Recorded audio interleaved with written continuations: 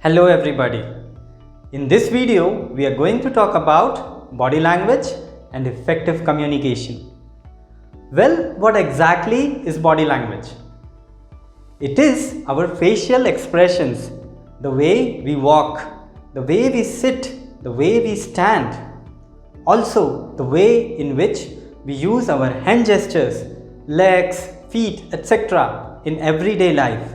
And not only that, it is the way in which we make an eye contact with the people around us and the way in which we move our eyes in the surrounding environment. It also includes voice modulation, but we will discuss about it in detail in the next video. Perhaps you might be having many questions regarding body language. Some of them may sound like, how much important is body language in the communication process? Why it becomes so important and what you can do to improve your personal body language. Let us first discuss the importance of body language. Research indicates that more than half of all human communication happens non-verbally, that is without words.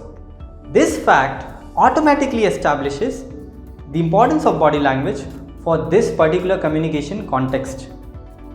Even in the context of verbal communication, that is the communication with words, you will be surprised to know that more than 55% of information transmission happens through body language. Rest 45% is voice modulation and content. This means that you may have very good content, but if you do not support it with adequate body language and voice modulation, your message will not be effectively delivered.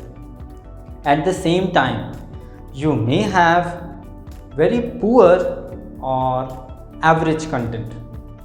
But if you support it with confident body language and voice modulation, at least your content will be effectively delivered. You might be wondering now, why these body movements induce so much impact on the communication process?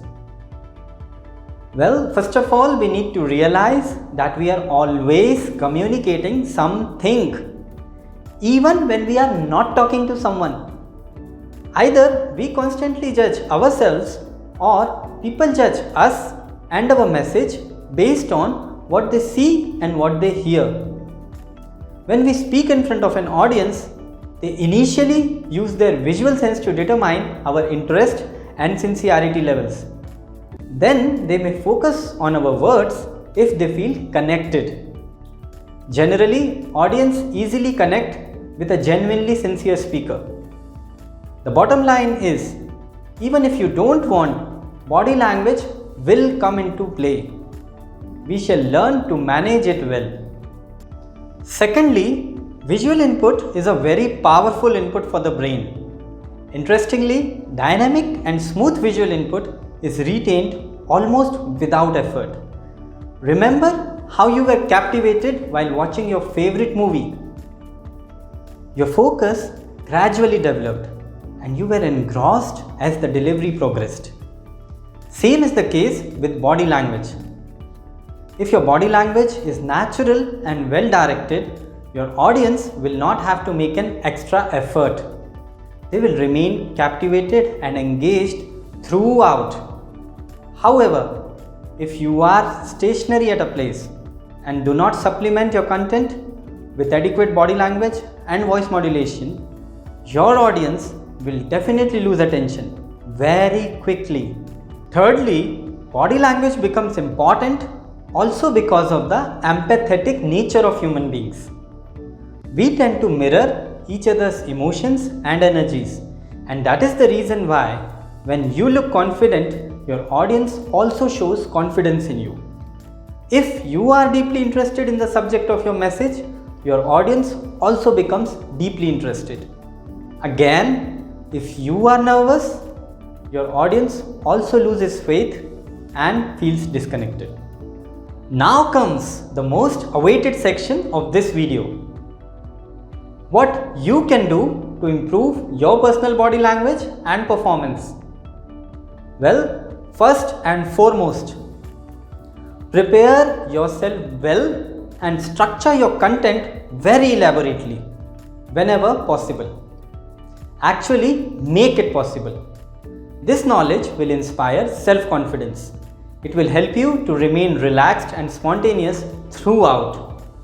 When we are well prepared, we focus less on our own anxieties and we can easily direct our energy and behavior towards the audience.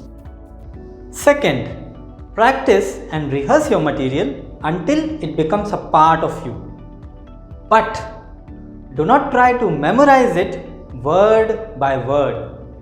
That can make you overconscious and disturb your rhythm. Just know your material in and out and be very thorough with the flow of ideas. You will realize that the words will spring forth spontaneously and your body language will complement them naturally.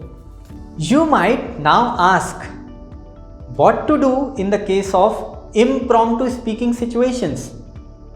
That is, the situations in which you are randomly chosen to speak in front of an audience, or when you have to respond to someone after listening to what they have said. In such situations, you may not get time to prepare yourselves. The starting point of navigating such situations is never be in a hurry to speak or respond. Do not panic. When you reach the stage, for the first 15 seconds, do not speak at all. Just become aware of your breathing rate and start trying to maintain an eye contact with your audience. Meanwhile, allow your mind to think about the topic and organize your ideas.